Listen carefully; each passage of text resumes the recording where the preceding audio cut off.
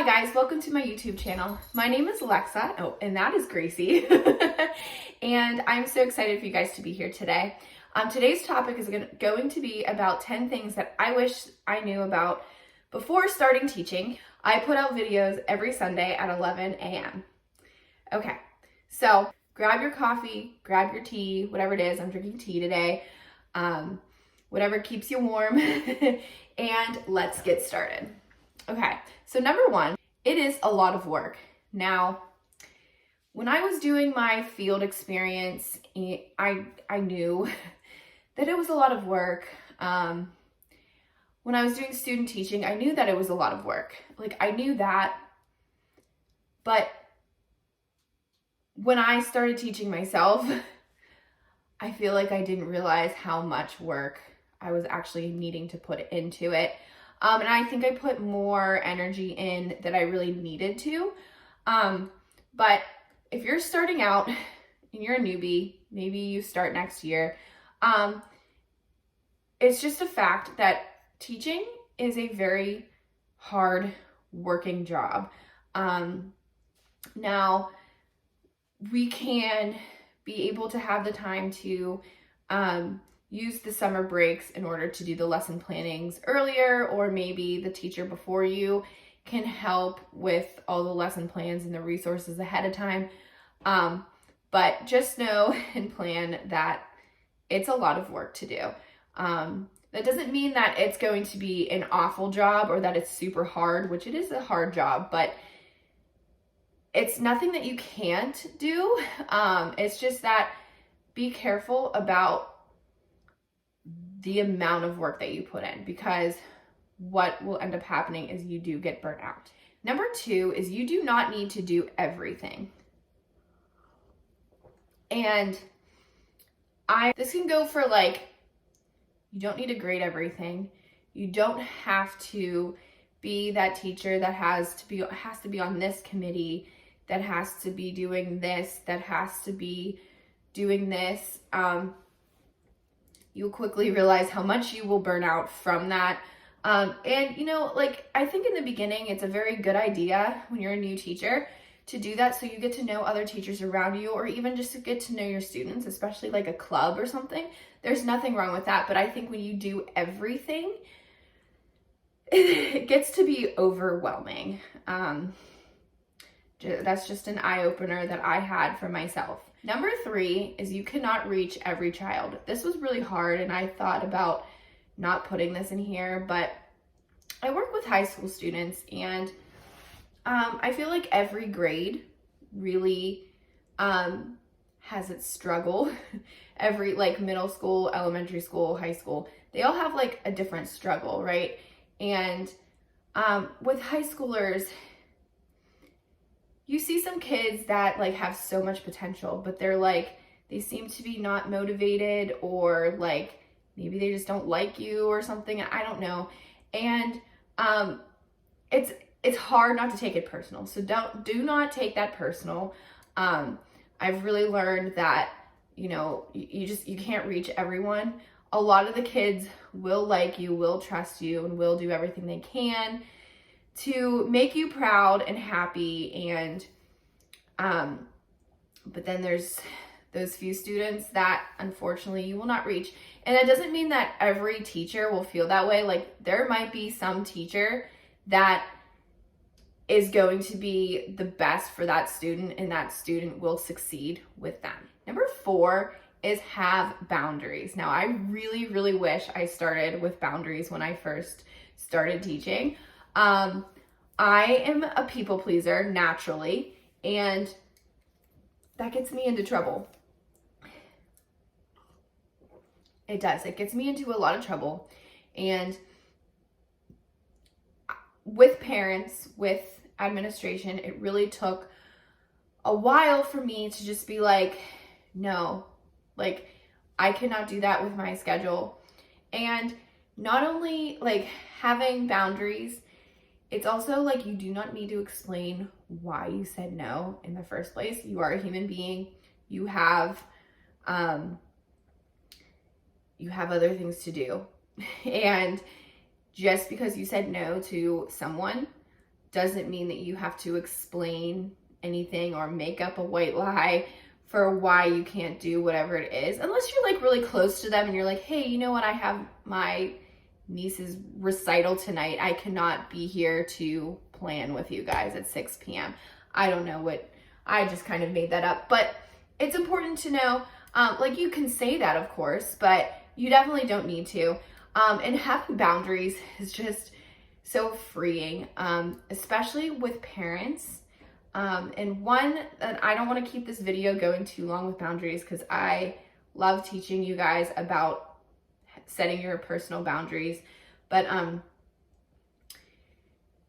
boundaries really set the tone for parents and students, like, but you probably have different ones for a parent and a student, but parents who try to invade your space all the time, never give out your phone number, and allow them to know, you know, I check my email when I get to work and when I leave work, or maybe it's a half hour after work, right? So for me, it would be 2:15 is when the bell rings. I give parents till 2:30 to email me if there is an issue. So, and you know what, if they email past that, I just I email them back the next day. I'm like, I'm sorry, I didn't see this email. I do not check my emails after a certain time, but so-and-so is doing great in class, or whatever they needed to know. So that is a personal boundary I have, and I love it, and I wish I knew that sooner. Okay. 5, you do not need to grade everything. So I am a firm believer in my teaching where I do a lot of individual work, but with my content area, it is important that the kids do a lot of stuff on their own so that they understand.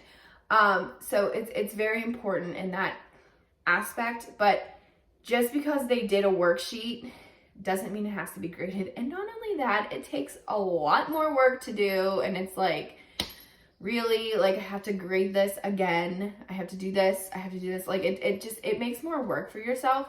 But I definitely think maybe like give like 3 to 5 worksheets, and then like the 6th one you grade, or maybe you do a pretest and then they do worksheets or homework. Maybe you can grade homework for completion, or however you want to do it. But every single thing that they do does not need to be graded. I wish I knew that earlier. And not only that, I had a hard time with behavior when I started, and I tried to grade them on participation and being in class on time and all this stuff. And I quickly realized that their behaviors in class doesn't necessarily reflect their grades. Like, they could be a poorly behaved child in class, but read directions and get everything right. And that's just for another story down the road. It's not really an ethical thing to do. It makes sense in my head, but it's not really what we're supposed to be doing. Okay, work-life balance. Okay, so at first, work-life balance is really hard, but I promise that you will get there. When I first started teaching, I was exhausted. I was exhausted 24/7. Even when I start the new school year, I'm exhausted. Like, the beginning of this school year, I woke up at 11 a.m. 11 a.m. on the weekends, like Saturday morning. And my husband was like, are you okay? And I was like, I am exhausted. Like, we had 10 days in before Labor Day. And I was like, this is ridiculous. But that was just my school district. I was tired. I think it just was, I was still in summer mode. I had to get my brain mentally out of summer mode. But anyways, regardless, work and life balance comes after a couple weeks / a couple months. I would definitely say start routines. Building those routines will help you kind of like get into a way of life that is good for you. It could be anything. Like, for example, when I get home from work, I do not use my phone for 45 minutes. I have this boundary because if I had the choice to be on my phone, it would be all day, and it's very, very bad. So what I do is I come home from work, I unpack my lunch, I remake my lunch, and I get my snack out. I actually make my breakfast for the next day. Like, I love overnight oats. It's one of my favorite breakfast meals, and I do that, cut up my fruit, and then I'm all done with that. And then I'll just go up and see what I would like to wear the next day. And then I have time to relax. Gracie, are you gonna say hi? How are you? Oh, no, okay. I don't know what she's doing. Oh, hi. Are you saying hi? Do you wanna say hi to the camera? Look, right there. And it's also really important too that you do have those days where you see your friends and you see your family. And it's easy to just do that on the weekends. But if you schedule 1 or 2 days out of your week to chat, be with your best friend, and just like do life, it will help you feel so much more complete as a person. I really, really promise. And I promise it comes together. It really does. You need to find ways to elevate that energy. So what I mean by that is, this kind of goes with the work-life balance, excuse me, that I had said before this, but elevating your energy, like what makes you happy? What is it going to be so you can be the best teacher that you could be? So that could be like self-care, right? So is that like when you come home from work, you need to reset, right? So maybe you need to read a book for an hour, or maybe it's exercising, sleeping 8 hours a night, something that helps you have this energy so that you can get through work way easier. Okay. Class management takes time. And it really does. You learn it in school. I've had several classes on how to do class management. I had one for high school, one for elementary school, and one for middle school. We read certain books on it, but like teaching is one of those things where you might learn it from a textbook, but it's completely different. Like, you have to be in the classroom to experience what it is like to be in the classroom. And with class management, it takes a while because, one, you don't know the type of kids that you're going to have. Are you going to be in a charter setting school where maybe family dynamics might not be great and students might be lashing out? It doesn't have to be just at a charter school. Please don't think that. Or you could be at a great suburban school who has a lot of money, and the kids do what you say to do, and they have good grades and stuff. Like, you really don't know like what school you're going to be at, or like even your class. Like, you can probably guarantee like, oh, this is going to be a rough class, but you just don't know.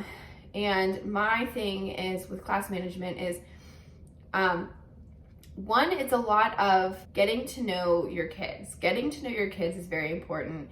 Building that relationship with them is very important, because I've realized, and it has taken a really long time, and I've always like built relationships with the kids, because why would I become a teacher and not talk to my kids, not see what their interests are, not go to their basketball games or football games, whatever? Like, why would I do that? Like, I don't know. That's just my opinion of being a teacher, is supporting these kids in any way, shape, or form.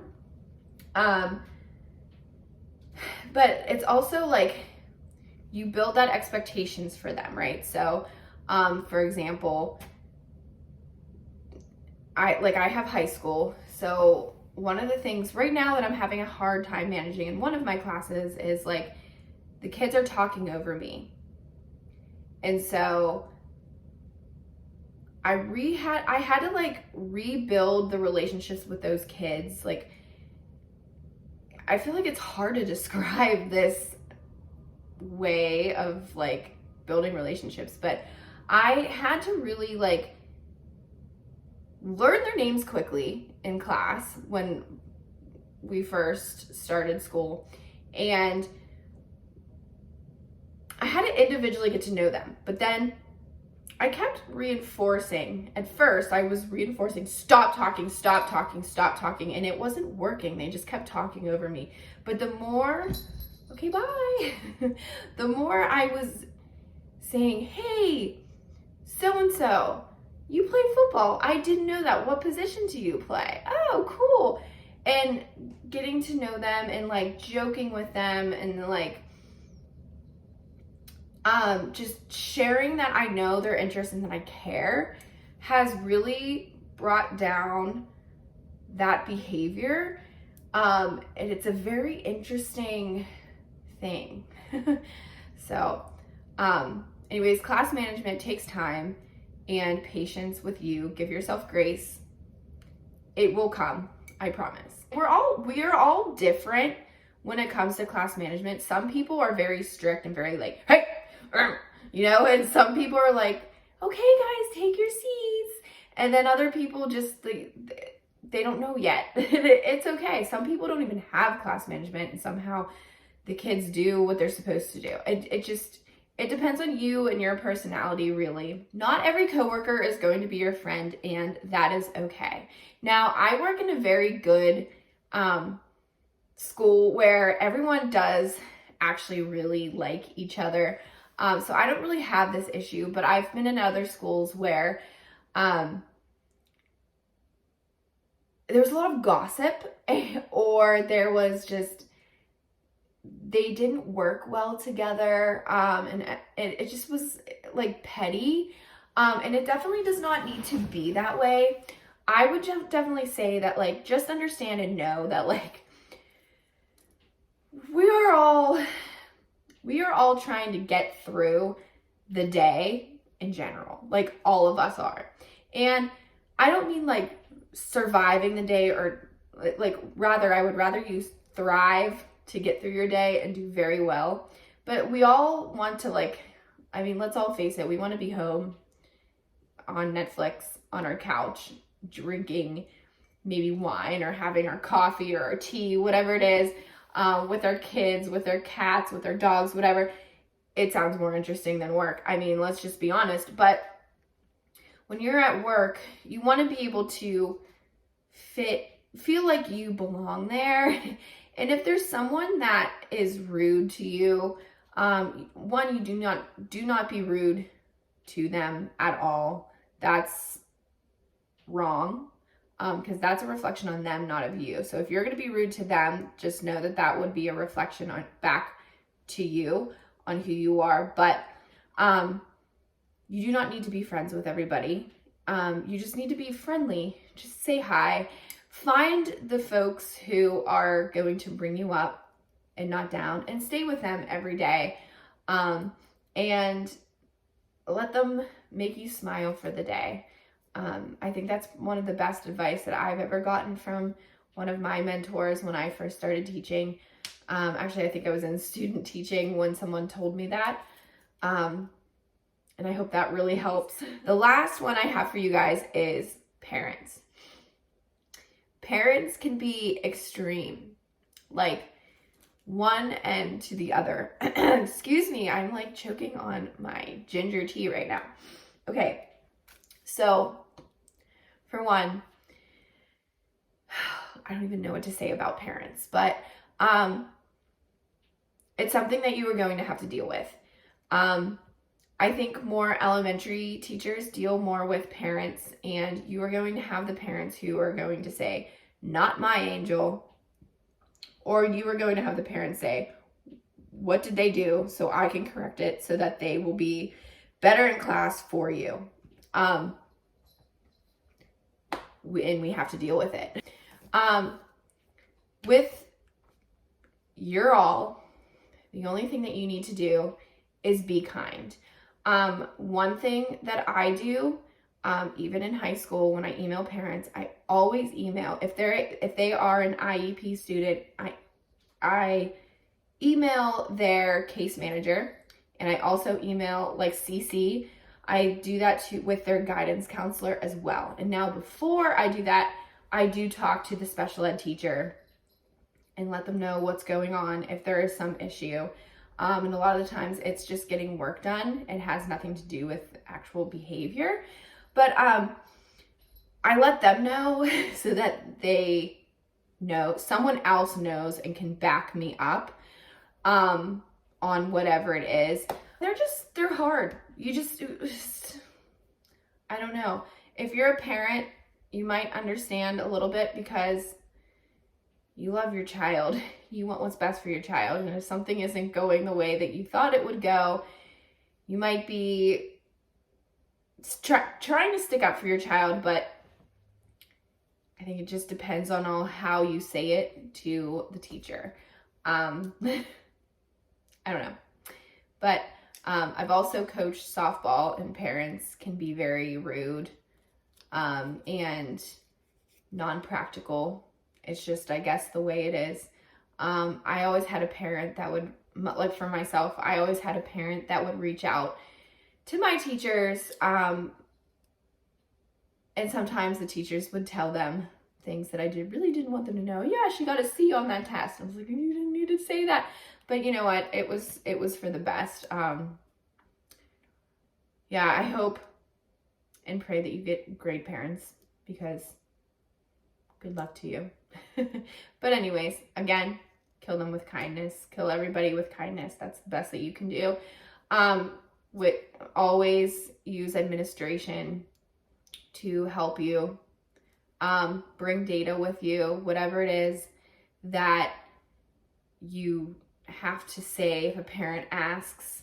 What I do actually is I make for my kids in the beginning of the year like a contract. So I give them the directions of what they have to do, and then they sign it, and I bring that with them. But then if there's something in class that they're doing or not doing, I bring that with them, or I record like, hey, so-and-so did not do this today. So-and-so did this yesterday, did not do this 5 days ago. Or I once had a student who would leave 5 minutes early. No pass, just would leave. I ended up getting the special ed teacher involved, and we had data on it. So when it was time for that child's IEP, or if the special ed teacher thought that was okay to tell the parents, then we would say, and that helped it. I really hope that helped. Okay, guys, I really hope this video was helpful for you, especially you newcomers. It really is a good profession to get into. It's very hard, and as you can see, it can be very overwhelming, and you can get burnt out pretty quickly. But I promise you, if you just follow these 10 things and find other people on YouTube who also have put 10 things that they didn't know when they started teaching, I guarantee you that you will find success. You are a difference maker. I believe in you, and I'll see you in this video.